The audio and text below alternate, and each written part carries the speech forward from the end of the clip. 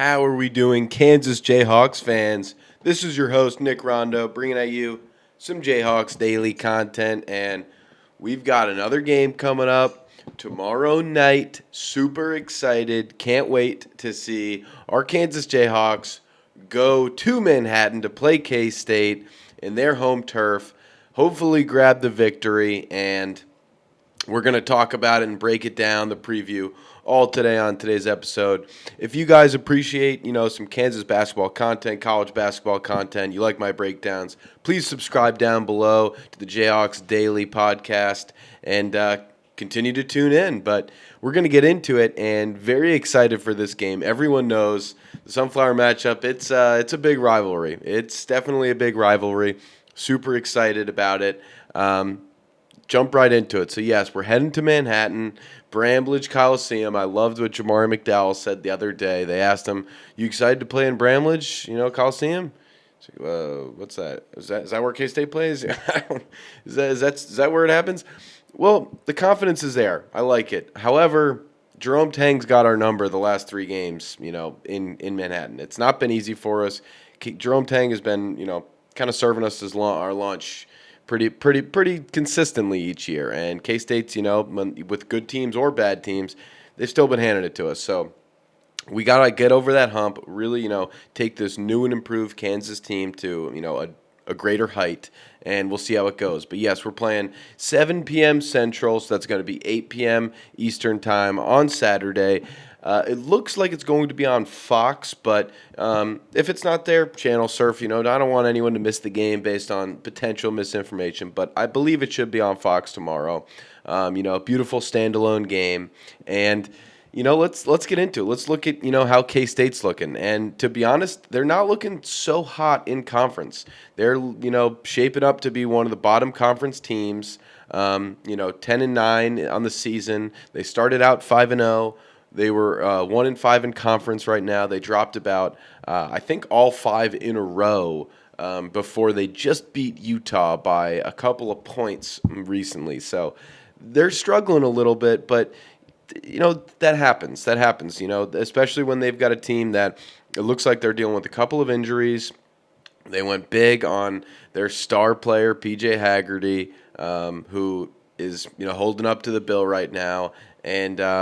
Let's take a look at him. So, yes, as I mentioned, P.J. Haggerty, their star-studded transfer they got from Memphis. Boy, is he good. Everyone thought coming into the season he's going to lead the country in scoring, and he's doing just that. He is, right up at the top 3 for scoring this year. He's a 6'4", junior guard. First year at TCU, barely played. I think it must have been an injury or something along those lines, but went to Tulsa a year after that and dominated. 20 points a game there.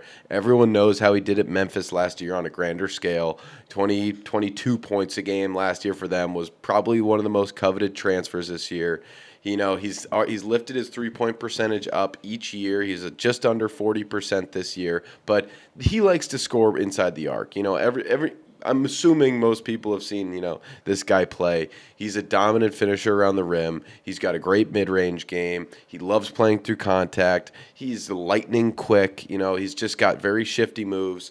He's averaging 23 points a game this season on 50% shooting from the field. So very efficient player, and, clearly who this offense runs behind. He's also got, about 5 assists a game, I believe, just under that. 5 rebounds a game as well. So he does it all because he plays a lot of minutes, and he's a very highly talented player. There's a reason, people want every single team wanted him in this offseason, and he chose Jerome Tang and K-State because he knows Jerome Tang can really unlock some point guards. We've seen the guys over the past few years. Marquise Noel, unbelievable stuff. But continuing on, going to their top scorer besides PJ is Abdi Bashir Jr. He's a 6'7" guard. Played 2 years at Monmouth. And started in his year 2 for Monmouth, and that's when he got really his spot. 20 points a game there. Great three-point shooter. He's shooting 44% this year, but not a super physical player. He's barely getting to the line. Really likes to spot up. I'm not going to say most of his shots are coming from outside the three-point line, but he definitely is very comfortable from behind the three-point arc. will venture inside the arc, occasionally, but not a super physical guy. Definitely a shooter we've got to keep an eye on. Continuing on, we've got David Castillo, the other, guard tandem, we would say. 6'1" guard. He's a sophomore. Played both of his years here under Jerome Tang. And he's typically off the bench also, but he gets a lot of minutes. He, mostly can facilitate. He's kind of quieted down for their losing stretch, but that game against Utah, he had 20 points. He was pretty quiet before then, but he's a pretty solid player for them, and definitely helps kind of facilitate outside of PJ Haggerty coming off that bench with some energy. Continuing on, we've got Nate Johnson. He's a 6'3" senior guard. Played 3 years over at Akron. He's love the Zips. They played with so much energy. Really fun games. A couple tournament appearances. He's going to be their second ball handler in the starting lineup. He's got a great, maybe not great, but a good 3-point shot for sure. Rebounder, but an elite defender. Getting about 2 steals a game. Got to poke balls free. Definitely, one of their more aggressive guards. Could see him on Melvin potentially. I'm assuming Melvin's going to match up with PJ Haggerty and maybe DP on the other, but that gets into it later. We'll talk about it for keys of the game, but we might not be seeing Darren Peterson. Who knows? Who knows? That ankle turn was big. But continuing on for K-State, we got Kamari McGriff. He is a 6'9" senior, played 4 years at UNCW, had an injury in one of them. He is just elite from the field. He's a typical big man. He's going to keep it right around the paint, within 12 to 14 feet. That's his range. 74% from the field this season. Good offensive rebounder. Can grab a couple of those a game. So got to watch out for him. Great shot blocker too. He's the leading shot blocker on their team at just under about 1.5 a game. He is the energy guy. He's an energy guy. So again, 6'9", he's going to be one of their bigger players. But definitely a big energy guy. We'll continue on. We got Elias Rapicu. I'm probably pronouncing that wrong, but I think that was pretty good. 6'9" junior from Germany. This is his first year in college ball. Mostly shoots 3 points. He's not really, a super all-around player. Seems like to kind of be a stretch player for sure. But definitely seems to be their stretch player. A bit of a two-way guy, maybe, somewhat defensively, but definitely, find some minutes on the team. Continuing on, we got C.J. Jones, 6'5", senior guard, played 2 years at UIC, and this is his second year here. He's a bench guy, definitely a little bit of energy. They got a lot of guards, so they're going to rotate him heavy. Jerome Tang, I think they've been dealing with a lot of injuries, so they're going to try to see who they can have play, how many minutes they can go, but definitely, a smaller lineup. And then going into their big man, Darren Bucca, a 7'2" junior from Italy. He exactly what you think. He's 7'2". He's a rebounder. He's a shot blocker. Doesn't play a whole lot. I could see him playing a little bit. With Flory, I like to go at him. I'd like to go at him just because, besides that, their tallest guys are 6'9". Flory should hopefully have another big day. And in matchups like these, when I'm doing the breakdowns, I'm looking at, heights, and I'm thinking Flory's got to have a field day. On, I would say, 80% of those occasions where I'm seeing shorter lineups, Flory Badunga has had a very good day. So keep an eye out for Flory Badunga tomorrow. But, them as a team, again, like I've said, they've been struggling. They've been shaky in conference, but They've got some positives and they got some negatives, like any team. Negatives to start with. They've been out rebounded in all conference games except one. They are bottom third in scoring defense, allowing 80 points per game. And they're also bottom third in turnovers per game, averaging about 13. So, they're going to cough the ball up a little bit.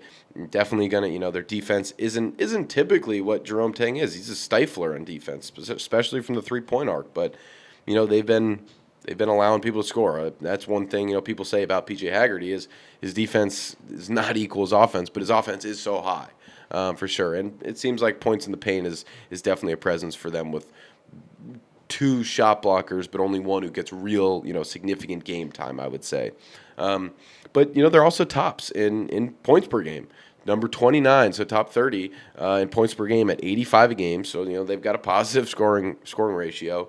They're also top 30 in 3-point percentage. They're ranked number 27 at 37.5. So they can shoot the three ball. PJ Haggerty might not be doing it, but he can dribble, he can drive by, and he can find his shooters like Abdi, hanging out on the 3-point line as well as Elias Repicu. I mean, these guys they're catch and shoot guys. I definitely am getting the feel that they can really catch and shoot, can definitely catch some fire. So we've got to kind of channel that early season, K-State, or not K-State, that Kansas defense where we're not allowing less than, greater than 30% from the 3-point line. That would be ideal for us. But, what are our keys for the game? Well, first we got to talk about it. Like I mentioned, Darren Peterson is questionable.